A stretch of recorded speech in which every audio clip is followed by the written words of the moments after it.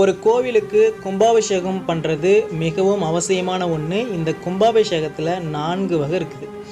ஆவர்த்தம், கோவிலை புதுசாக கட்டி கோவிலுக்குள்ளே இருக்கிற இறைவன் திருமேனியை புதுசாக செஞ்சு நிர்மாணிக்கிறது ஆவர்த்தம்.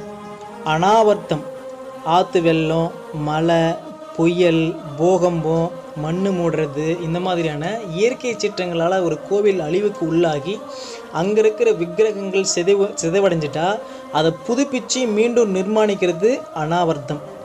புனராவர்த்தம், கோவிலுக்கு திருப்பணிகள் செஞ்சு ரொம்ப நாளாச்சு அப்படின்னுக்குள்ள அதை மீண்டும் புதுப்பித்து மகா கும்பாபிஷேகம் நடத்துறது புனராவர்த்தம்.